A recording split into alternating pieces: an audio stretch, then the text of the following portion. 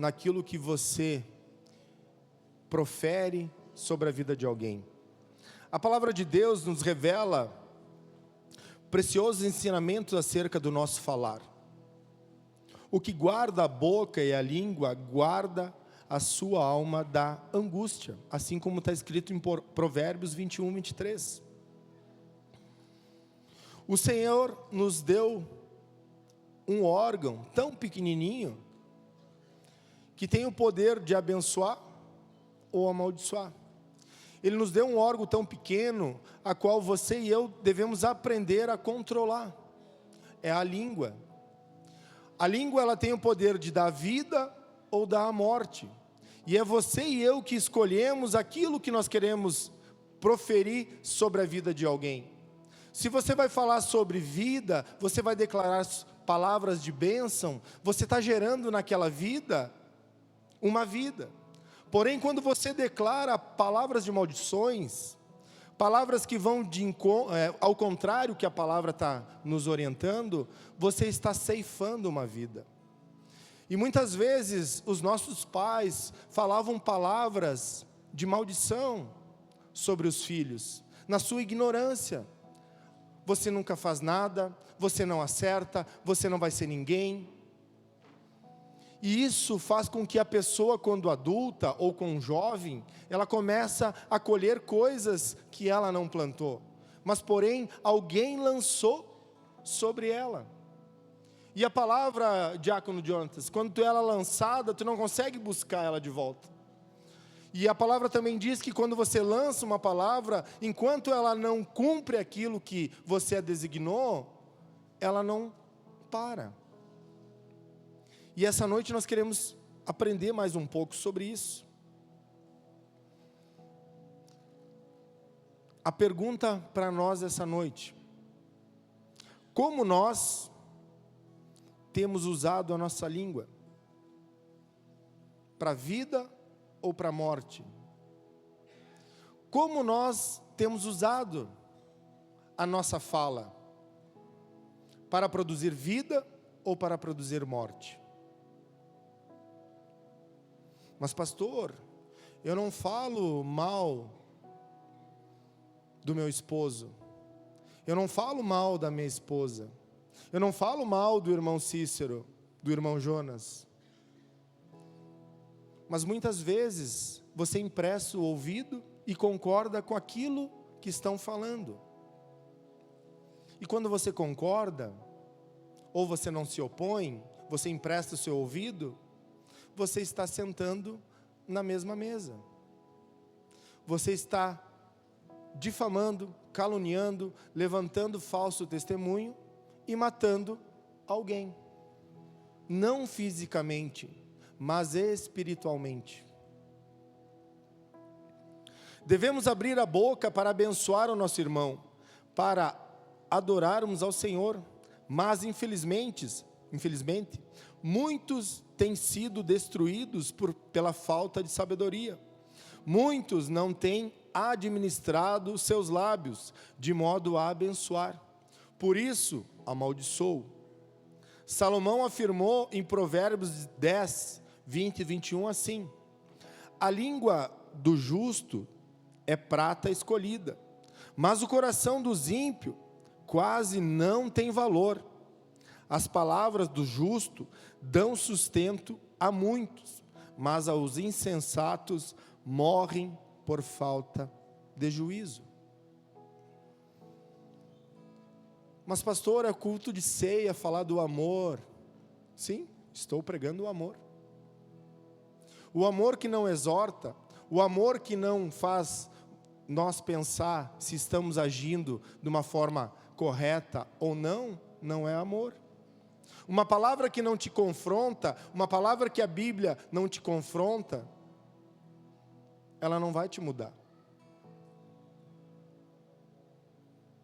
E nessa noite nós vamos para o confronto.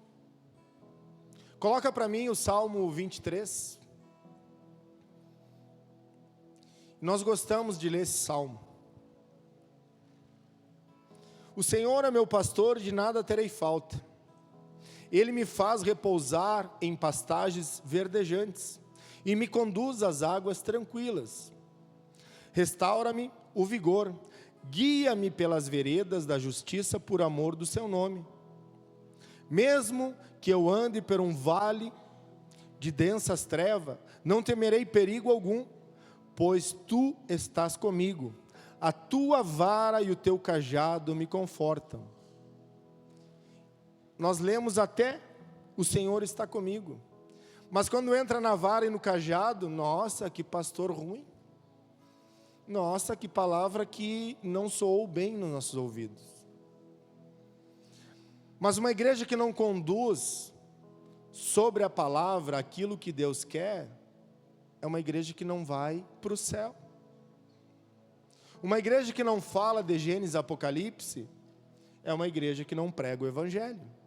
Uma igreja que não aponta os nossos erros, é uma igreja que não te salva, porque não está pregando o Evangelho de Jesus. E hoje nós vamos falar sobre Tiago, capítulo 3. Que Deus nos dê graça para nós caminhar nesse texto e entender aonde você e eu estamos falhando, como indivíduo, como corpo, para que o Espírito Santo ministre em nosso coração o arrependimento, gere em nosso coração o arrependimento, e aí caminhamos em direção à cruz. A mesa, ela está aqui posta. Jesus ressuscitou. Jesus vai vir buscar a sua noiva. Jesus vai buscar uma noiva sem mácula. Jesus vai buscar a sua igreja. Mas a igreja tem que ser igreja. O cristão tem que ser cristão. Não existe mulher meia grávida, né, pastora Nath? Ou você está ou você não está. Não existe meio cristão. Ou você é salvo ou você não é salvo. Ou você é convicto daquilo que Deus transformou a tua vida, ou está transformando, ou você não tem essa convicção. Nossas palavras, ela tem muito poder. Por sua palavra, Deus criou tudo que existe. Se não precisasse falar, Deus lá no livro de Gênesis, não dizia, haja luz, haja o firmamento, mas Ele declarou a palavra. Haja luz, se fez luz. E o que você tem declarado sobre a sua vida e sobre a vida de outros? Será que você tem declarado palavras de bênção ou de maldição?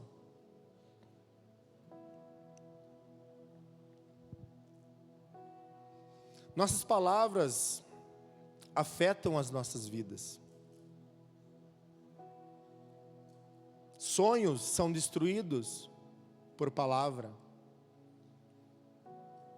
Família é destruída por palavras. Há um ditado que fala que a palavra fere mais do que um tapa, porque ela penetra no coração. Ela penetra para aquilo que você designou.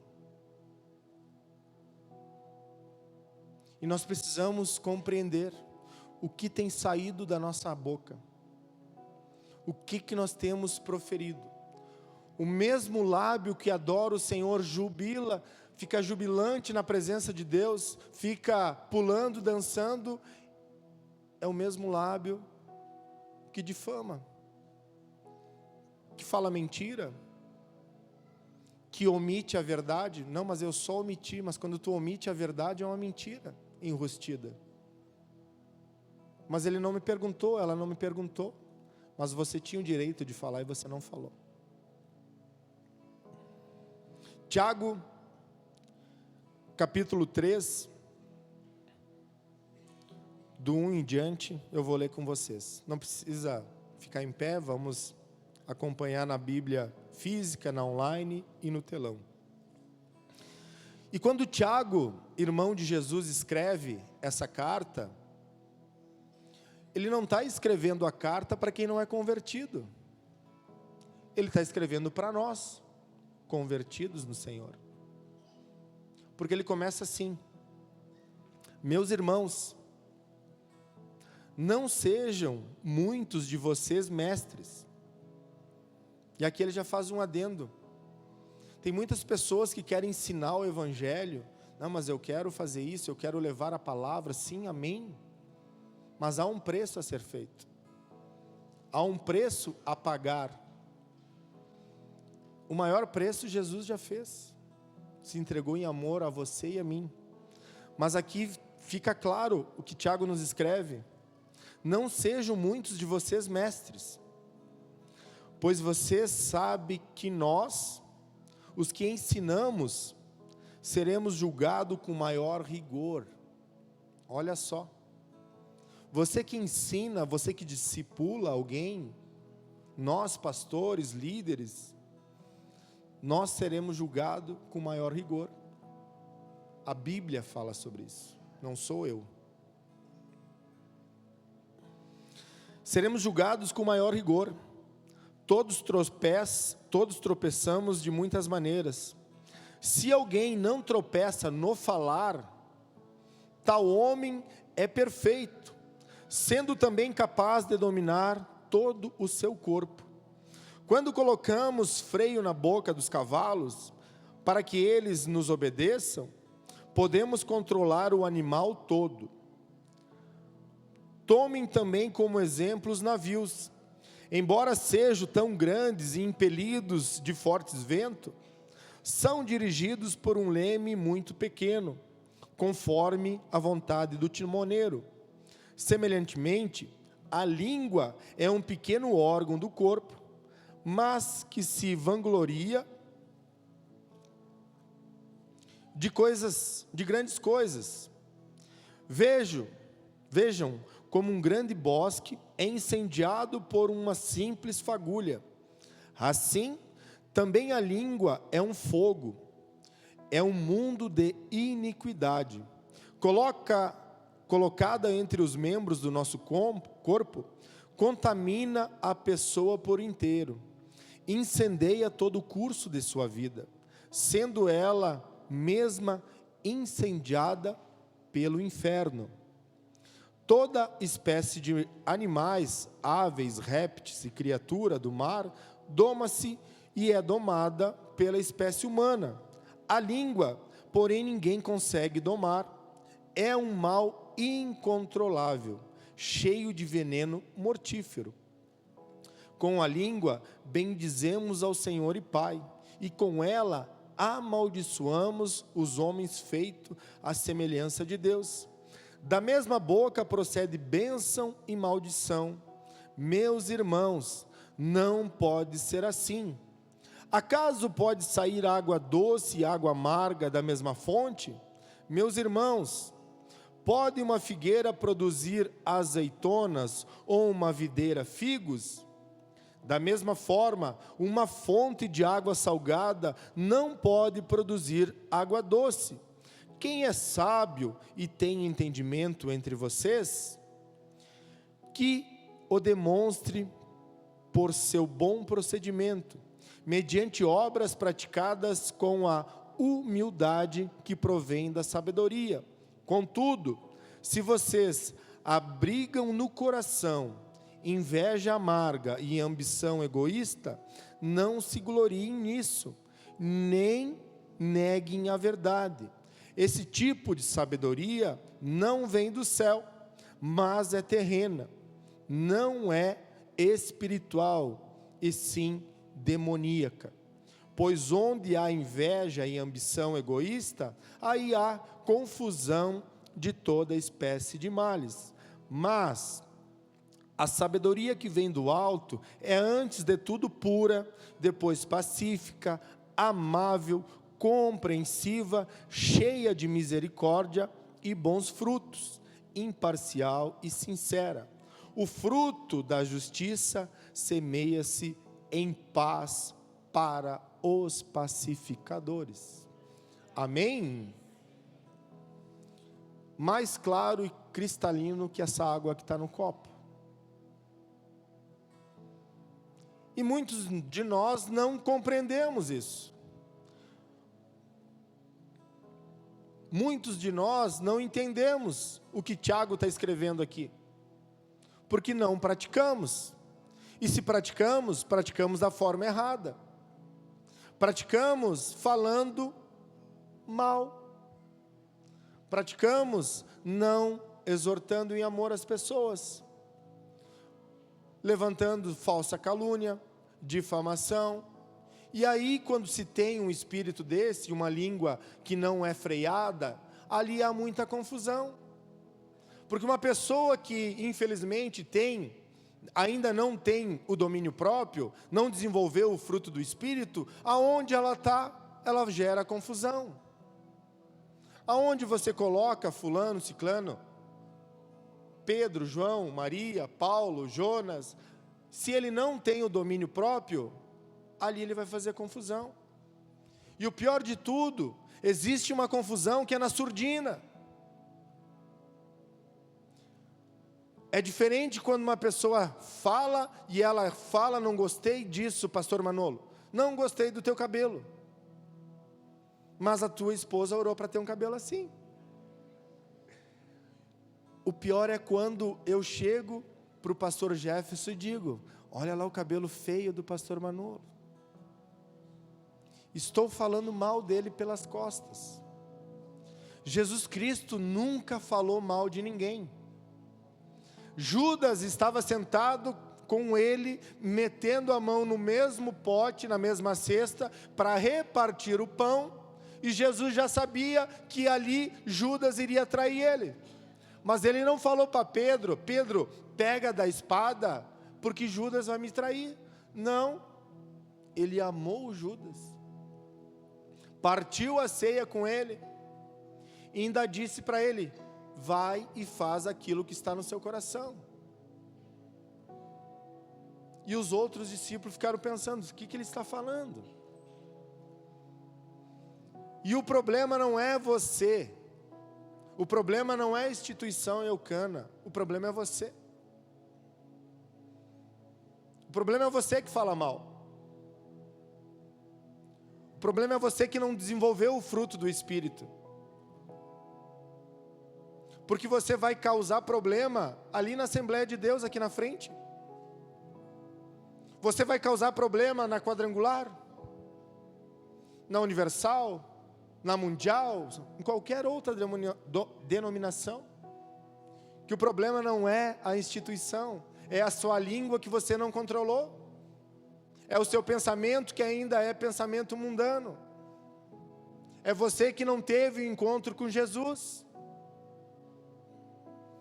Mas no momento que você compreender, que nós compreendermos, que precisamos buscar no Senhor o fruto do Espírito, o que Gálatas 5:22 vai nos dizer, você vai compreender e vai guardar.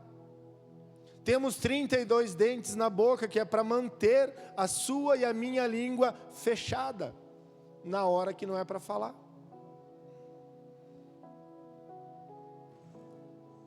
Mas pastor, está muito forte, porque é só olhar a cara de vocês aqui, deve ser igual a minha, assim, pá, espantados. Mas é o que Deus quer falar essa noite, amados. Se Deus venceu a morte, você vai vencer um membro do seu corpo. Mas enquanto você não vencer ele, você será vencido pelo inimigo. Não, mas eu sou santo, eu falo em língua. Satanás também fala. Satanás também cura, mas deixa a pessoa presa. O problema não é a pessoa que fala. O problema é você que não compreendeu o Evangelho. O problema é nós que não compreendemos a morte e a ressurreição de Jesus na cruz. E quando nós compreender e termos um compromisso, um encontro com Jesus, a sua e a minha vida ela é transformada. Porque há uma conversão, há uma rota que você e eu não fizemos mais. Aquele que bebia, não bebe mais. Aquele que se prostituía, não deve se prostituir. Ou não é conversão. Ah, mas Timóteo vai falar que eu não posso ser dado a muito vinho. Você bebia antes, não bebe mais. É uma conversão. A Bíblia diz, é deixar as velhas coisas. Quando você desce as águas, que você nasce do Espírito e nasce das águas, ali deve ser uma criatura nova. Porque senão não tem necessidade de você descer as águas, aceitar Jesus e continuar cometendo o mesmo pecado. Não é ser religioso, é buscar Jesus em tempo, fora de tempo, é ter uma conversão genuína. Há um processo, há uma obra santificadora sobre a tua vida e sobre a minha vida. Há um plano da salvação. Quer entender mais o plano da salvação? Teologia com o pastor Manolo. Escola de ministério. Há uma etapa. E muitas vezes as pessoas, eu vou dar o exemplo do homem e da mulher, um se posiciona em Deus e o outro ainda não. Há um processo. Há um processo. A Bíblia vai falar que quando Davi estava voltando de uma batalha, ele trazia a arca da aliança, e ele vinha dançando, e ele se tirou as túnicas, tirou toda a roupa de guerra, e ficou, vou dizer, de pijama, e ali ele dançava na presença de Deus, e a mulher dele, a Mical, filha de rei Saul, quando ele entra no palácio, ela fala para ele: quem tu pensa que é para estar seminu dançando? Ela repreende ele com palavras. E a Bíblia vai dizer que naquele momento a madre dela foi cerrada. Naquele momento ela virou estéril. Porque ela repreendeu o rei porque ele estava dançando na presença de Deus. E eu aprendo aqui que quando você fala de alguém, aquela pessoa ela está livre, porém você está preso naquilo que você falou. Enquanto você não liberar perdão, e eu falo isso porque hoje é noite de ceia, e a palavra também nos orienta que se eu vier largar a minha oferta, o meu dízimo no gasofilaço, e eu tenho alguma coisa a consertar com meu irmão, e assim não faço, não largue, porque não vai ser recebido pelo Senhor. A sua oração não vai ser recebida pelo Senhor. Vai ter um teto de bronze sobre a tua casa, sobre você, porque há falta de perdão. Você não pediu perdão, ou você está falando mal de alguém e você não pediu perdão. E é sobre isso. É sobre entender o que Deus quer falar conosco essa noite. Aleluia! Amém. Salmos 34:12 nos diz assim: quem de vocês quer amar a vida e desejar ver dias felizes? Guarde a sua língua do mal e os seus lábios da falsidade. Salmos 34:12 e 13. Quem de vocês quer amar a vida e deseja ver dias felizes? Todos nós queremos ver dias felizes, mas porém devemos guardar a língua do mal e os lábios da falsidade, senão não teremos dias felizes, senão você não terá. Precisamos refrear a língua. Isso significa evitar o uso de palavras ofensivas ou mal intencionadas. É uma questão de autocontrole e ter domínio próprio. Essas virtudes precisamos buscar em Deus. Nós, como cristãos, precisamos desenvolver o fruto do Espírito.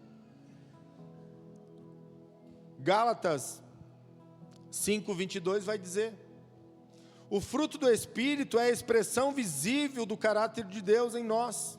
O apóstolo Paulo, em sua carta aos Gálatas, nos ensina: o fruto do Espírito é amor, alegria, paz, paciência, amabilidade, bondade, fidelidade, mansidão, e ele deixou por último, domínio próprio. Quem não tem domínio próprio não tem os outros. E nós temos que buscar em Deus. Você e eu precisamos buscar o fruto do Espírito em Deus. Senão não temos. iremos falar, iremos pecar, iremos agir na sutileza, queremos controlar, queremos subordinar. Não, mas eu vou chegar ali no Olivelto, vou largar isso, eu sei que ele vai comprar a ideia, aí eu vou lá no fulano, largo mais uma ideia, e aí quando eu ver, eu tenho um partido dentro da igreja. Não, eu sou o partido A. Não, eu sou o partido do pastor Joca. Não, agora tem o partido do pastor Jefferson. Está amarrado. Não existe partido nenhum. Existe um único e suficiente Salvador, que é Jesus Cristo. Há um único caminho, a verdade e a vida, que é através de Jesus Cristo. E nós precisamos caminhar em direção ao alvo, que é Jesus. É importante notar que se uma pessoa diz ser cristã e não consegue controlar sua língua, ela está se enganando a si mesma. Jesus nos ensina lá em Mateus, capítulo 12, 34, que a boca fala do que está cheio o coração.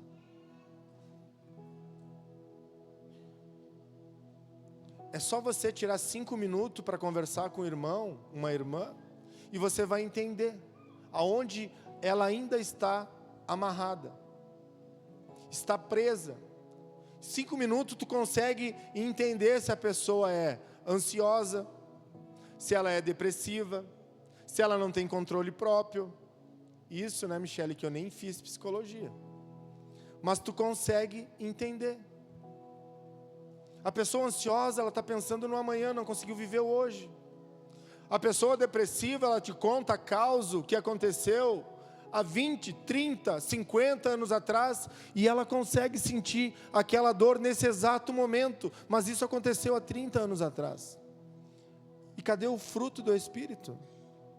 Cadê o domínio próprio? Cadê a mansidão? Não tem buscado. Mas pastor, eu venho na igreja de segunda a segunda. Não é vir na igreja, é ter um encontro genuíno com Jesus, e é deixar Ele te tocar, é deixar Jesus, através do Espírito Santo, moldar o seu caráter, transformar a tua vida, e é de dentro para fora, nunca de fora para dentro. E Ele quer fazer isso com você e comigo, todos os dias.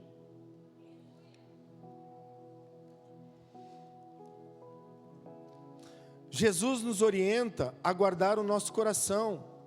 Provérbios 4, 23. Sobre tudo o que se deve guardar, guarde o teu coração, porque dele procede as fontes de vida.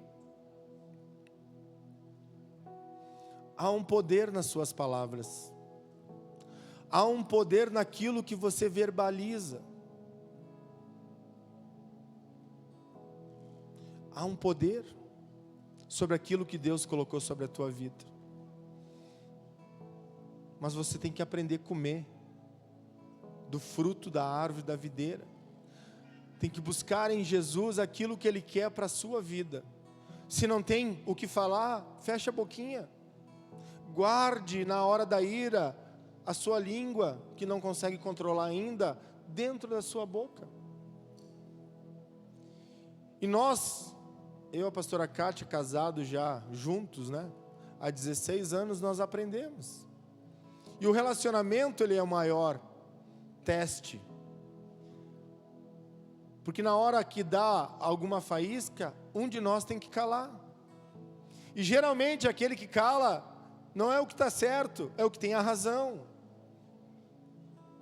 Ou você está certo ou você tem a razão, e você naquele momento tem que optar em calar, para que palavras ofensivas, para que palavras que machuquem, não sejam verbalizadas naquele momento, porque senão ela vai machucar. E você tem o poder de escolha da vida e da morte. Assim como Adão e Eva tinham o poder de escolher de não comer do fruto da árvore, nessa noite Deus está nos dizendo: você tem o poder de escolher entre a vida e a morte.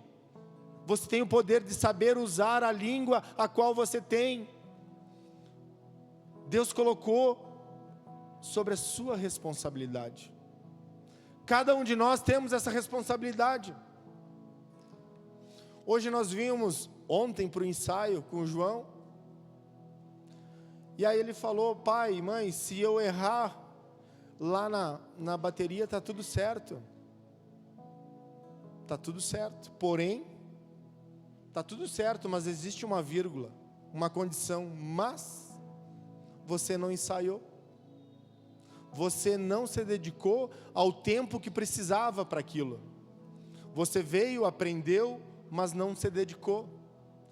O que eu quero dizer com isso? Eu estou dizendo para você que errar na caminhada com Jesus faz parte, porque o nosso corpo glorificado é só quando Ele vier buscar. Porém, para que nós não venhamos pecar, nós precisamos entender que existe um manual, nós precisamos ter tempo para ler, para ruminar, para aprender e principalmente para colocar em prática aquilo que nós lemos, aquilo que nós aprendemos. E aí você vai estar escolhendo a boa parte, assim como Maria. Você vai estar escolhendo a boa parte de colocar em prática aquilo que Deus tem ministrado no seu coração. O seu testemunho diz se você é ou não é cristão. O seu comportamento vai dizer sim, eu sou um filho ou filha de Deus. E o oposto também. Eu visto uma roupa de santidade na igreja, porém quando eu saio da porta, eu mostro quem realmente eu sou. Qual é a leitura que as pessoas estão fazendo a nosso respeito? Somos cristãos ou não somos? Não é sobre placa da igreja. É sobre um evangelho sem mácula. É sobre um Jesus que venceu a morte no terceiro dia. É sobre um Jesus que virá buscar a sua noiva. É sobre um Jesus que hoje nós ceiamos, que hoje nós colocamos a mesa posta, mas nós precisamos escolher a mesa de Jesus ou a mesa de Satanás. Os teus amigos te levam para a mesa de Jesus ou te levam para a mesa de Satanás? As tuas ações te levam para próximo da cruz ou para longe da cruz? São as suas escolhas. Ministério de louvor, por favor.